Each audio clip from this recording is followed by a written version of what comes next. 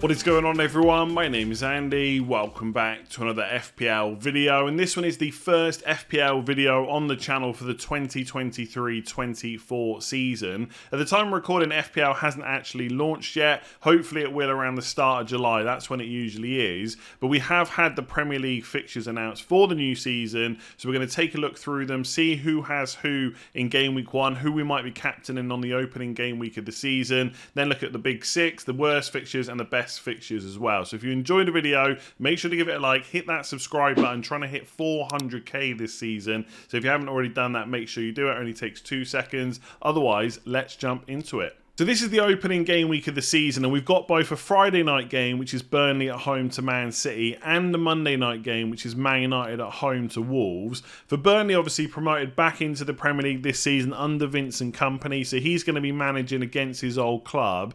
And it's about as tough as a fixture as you're going to get in game week 1. The only thing that could make it worse is if it was away from home. And if you look at the other newly promoted sides, Luton have also got a fairly tough game against Brighton away. Sheffield United have probably got the easiest one, which is Crystal Palace at home. In terms of captaincy, there is one player that most of us are going to be looking at for the majority of the season, and that is Erling Haaland. His captaincy in Game Week 1 is going to be absolutely massive because he's playing a newly promoted side. Yes, it's away from home, but I don't think that matters a huge amount. So if Haaland is fit for Game Week 1, most of us can just lock our captaincy in right now. The only thing that might put people off is if he's priced at like 15 or 16 million. But judging by player prices over the last few seasons, it's just not going to happen. The absolute most they will go to is probably 14 million. But I think he'll be even less than that, like 13 or 13.5. He'll be an auto including most people's FPL squads, and he'll be an auto captaincy for Game Week 1. One player that I probably won't captain this season, which I feel like I have done over the last 3 or 4, is Mo Salah. And that is because Liverpool are playing Chelsea away. Over the last 3 or 4 seasons, I feel like they've always had a newly promoted side in Game Week 1. Not the case this year. I know that Chelsea were awful last season, but I think most of us are expecting that not to be the case this year. Under Pochettino, I'm sure they'll make some new signings as well. So that's going to be a more difficult game than maybe it was last year. I've already mentioned Man United playing Wolves. Pretty good fixture. The likes of Rashford, Fernandes, we're going to be looking at them. I think Rashford's price will go up. I don't think Fernandes' price will change too much. If anything, it might drop slightly. And Man United are definitely going to be in the market for a couple of forwards as well. They need someone to play that number 9 role because the only one they've got right now really is Martial, and he can never stay fit. In fact, right now, I'm pretty sure he's injured. He might be available for pre-season and Game Week 1. We'll have to wait and see what happens. But even right now, he's injured again. So you just cannot rely on him. Another fixture that really stands out is Arsenal at home to Nottingham Forest. Obviously, we know how well Arsenal attackers did for us last year. The likes of Jesus at times, but definitely Saka, Martinelli and Odegaard. But of course, their prices are all going to go up. So I think Saka was 8 last year, Martinelli was 6, and Odegaard was 6.5. I think Odegaard and Martinelli will be at least 8 or 8.5. Saka will probably be 9 or 9.5 because he's got penalties. So it doesn't mean that we can't go for those players because I'm sure they're going to be great again this year. It's just going to be much more difficult to double and triple up on those teams. Similar with Brighton. Obviously, last year we had the likes of Solly March, Matoma. A lot of us had a defender or a goalkeeper as well. And they've got Luton at home in Game Week 1, which is decent. But I'm sure the likes of Matoma and March are probably going to be priced around 6.5 to 7.5, something like that. So again, might be worth putting in our squads, but a bit more difficult to get kind of 2 of them in. Elsewhere, I guess the only other one to talk about is Spurs away to Brentford. We're going to look at their the fixtures for the first 5 game weeks in a minute. They also have a new manager, Postecoglou. I think I've pretty much got that right. I will practice it over pre-season, make sure I absolutely nail it, but I think I've just about got it there. I think they are a team to really look out for because they've played this wing-back system under Conte. I think they'll go to a back 4. So 4-3-3 is the probable formation that he will play. So Kane obviously leading the attack. It'd be interesting to see what his price is. He was great last season. But the player I'm really interested in is Son. Because surely he is going to play and do much better than he did last year. We know what he's capable of, and he is due a really big price drop. And Brentford away is not the worst fixture to start the season anyway. So, either way, I should say. So let me know what you think about Game Week 1. Is anyone thinking about not going for Haaland this early? Let me know in the comments below. Otherwise, let's look at the big 6. So this is the opening 5 fixtures for the big 6 clubs. And I know that's probably a phrase that we should stop using because we saw how well the likes of Newcastle, Brighton and Aston Villa did last year. And we will be interested in players from those teams again. But traditionally, when we're looking to fill the spots in our FPL squads, the majority of players usually come from these 6 sides. So that's who we're going to talk about first of all. And you can see straight away just how good that Man City fixture run is. In the opening 3 game weeks, they got 2 newly promoted sides, Burnley away and Sheffield United away. It's another away game in game week 5 against West Ham, and in between that it's 2 home games against Newcastle and Fulham. So there's not really a huge amount there to be worried about. Haaland will be an auto include for most people. The bigger conversation will be, do you double or even triple up on Man City players? Because rotation can be frustrating, but if you get the correct players with those fixtures, there's plenty of FPL points on offer. Loads of factors to take into account. Do they make new signings? Will they sell players? You know, how much are their players in FPL? How much are other players from other teams? Are there injuries and stuff like that? So, for example, Jack Grealish played a lot of minutes in that left wing role from the World Cup onwards. If he wasn't available for game week 1, the minutes of Phil Foden would then go up. There is also a reset now. The last season is over. Pep's going to be looking at training pre-season. Players that maybe didn't get a huge amount of minutes last year might play more this season. So loads of things to think about, but the big conversation around City is not really about Haaland, it's whether to double or triple up, because those fixtures look great. With Arsenal, 2 really nice home fixtures in the first 3 against Nottingham Forest and Fulham. Outside of that, Crystal Palace away and Everton away are not necessarily difficult fixtures either. Their hardest game is probably Man United at home, but I don't think that would faze them too much. So Arsenal looking pretty good.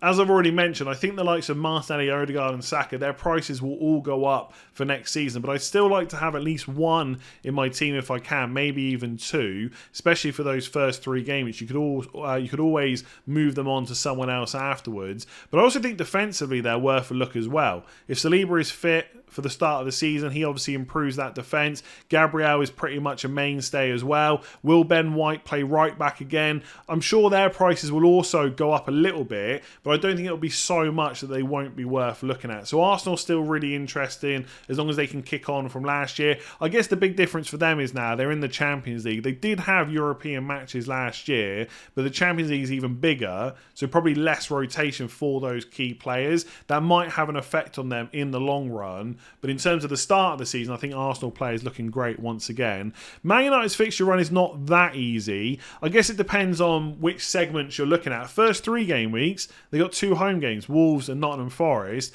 But when you look beyond that, Spurs away, Arsenal away and Brighton at home are not necessarily easy fixtures. Someone like Rashford's price is going to go up a bit like Saka. I think Rashford was like 6.5 last year. He's going to be at least 8.5, if not 9. So whether or not he's still good value, we'll have to see when we compare to other players.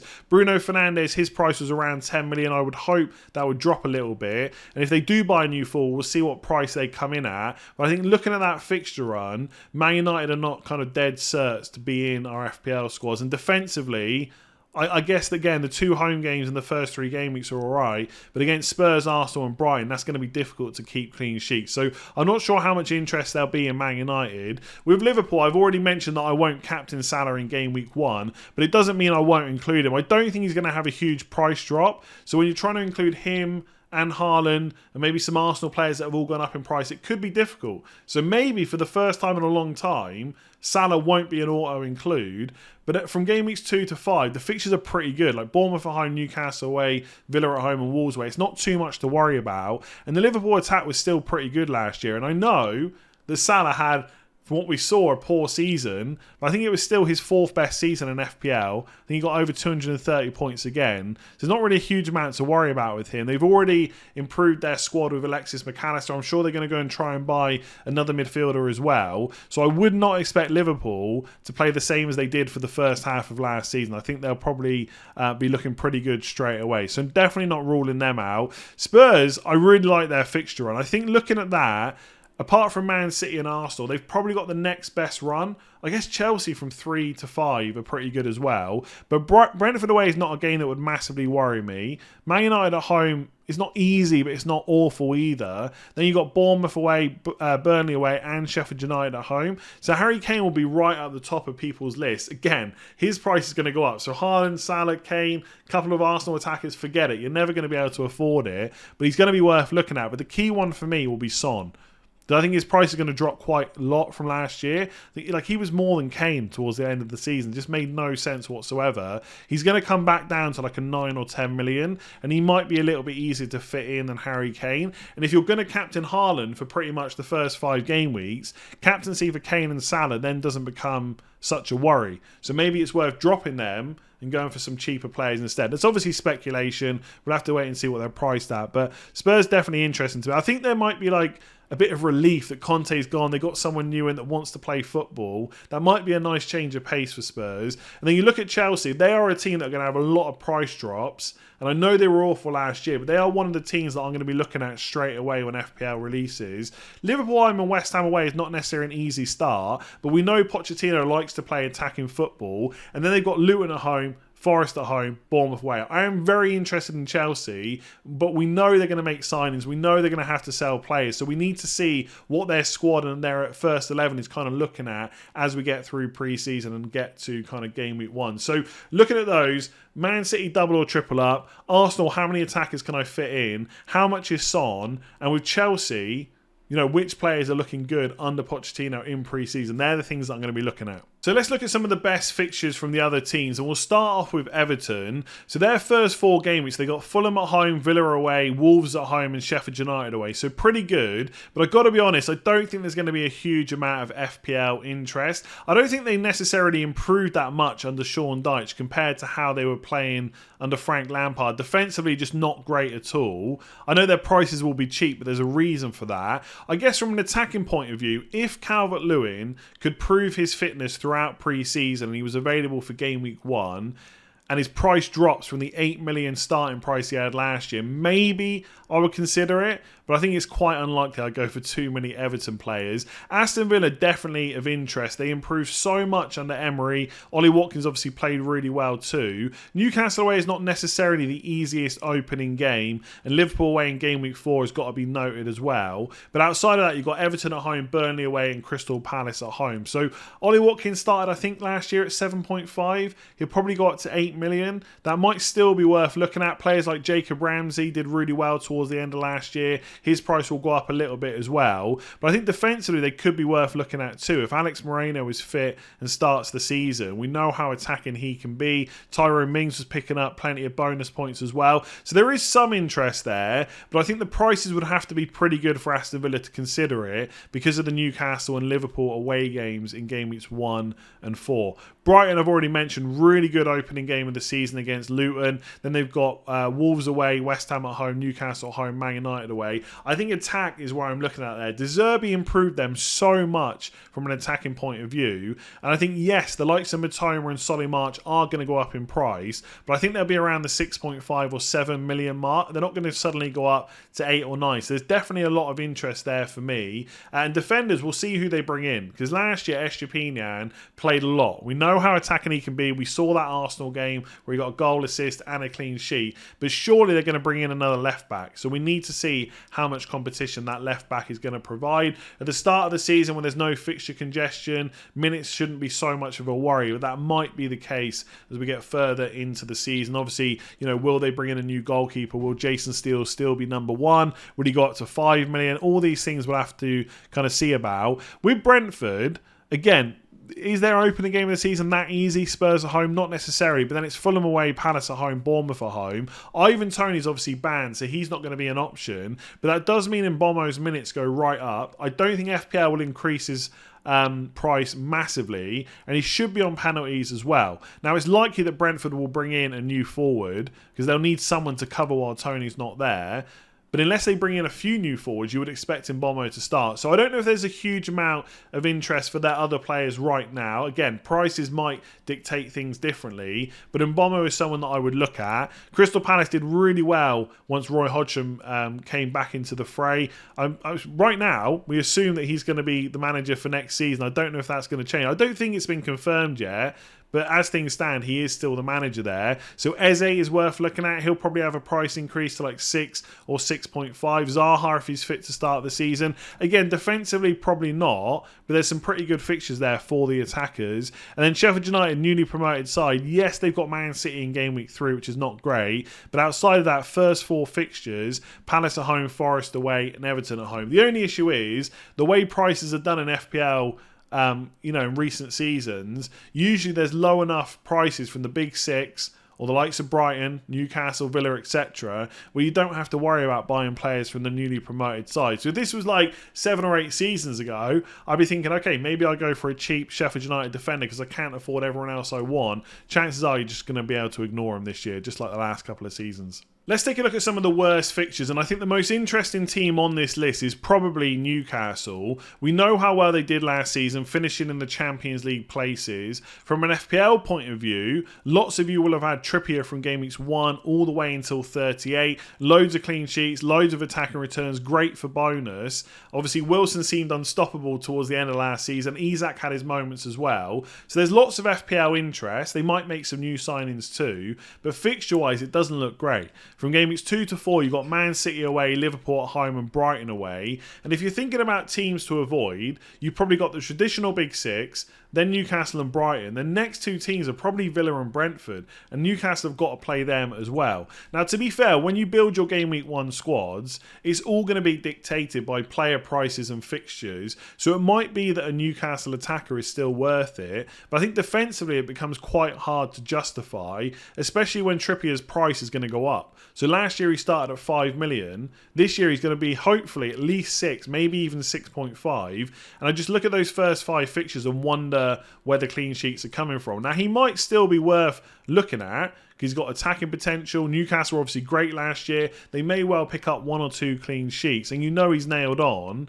But I think for that price, it becomes a little bit more difficult to justify. So if you're ever going to not start with Trippier based on how well he did last year, it might be this season, but who knows? Maybe we'll all just put him in anyway.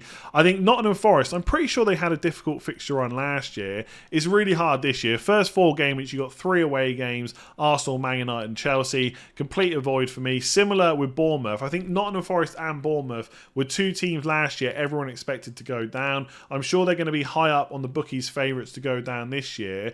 And it's not a good start for Bournemouth either. Maybe a little bit easier than Forest, but they've still got to play Liverpool away, Spurs at home and Chelsea at home in the opening 5 weeks. So maybe if Solanke is still a very cheap price for nailed-on player with penalties, he might be worth including as an enabler. But outside of that, I can't see me looking at too many Bournemouth players. Similar for Wolves, I just can't get too excited about their attack or their defence. They got to play Man United, Brighton and Liverpool. West Ham, European winners. Fair play to them. Obviously, Declan Rice probably going to leave the club. Great for him to get that trophy for the fans before he goes. And it will be interesting to see where he goes. But before we worry about that, let's just talk about West Ham in general. They've also got to play Chelsea, Brighton and Man City. So it's not a great fixture run.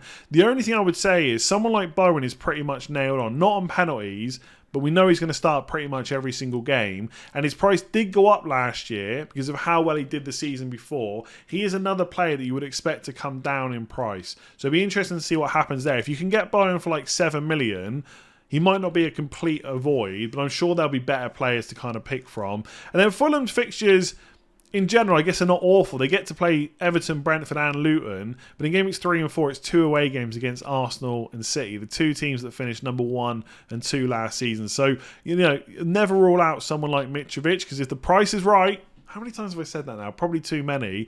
Maybe he's someone that you could look at, but I don't think they're a team that I'm going to be looking to actively target. So from this list, I really do think Newcastle are the most interesting. If their prices are decent enough, you might include them. I think it could even be a complete avoid. Let's see what happens. Anyway, I'm going to leave that video there. In terms of content, I'll probably do a few more videos before FPL launches when they start releasing the player prices. So I'll do my reactions to that. But otherwise, there won't be a huge amount now until the game launches. Then there'll be a ton of content right up until kind of game week 1 and then throughout the season as well. So if you're new around here or you haven't already hit that subscribe button, even though you've been watching all my content, please do hit subscribe. Trying to hit 400k. I mean, preferably before the start of the season, but definitely by the end of the season. Give the video a like if you enjoyed it, and I'll catch you again soon.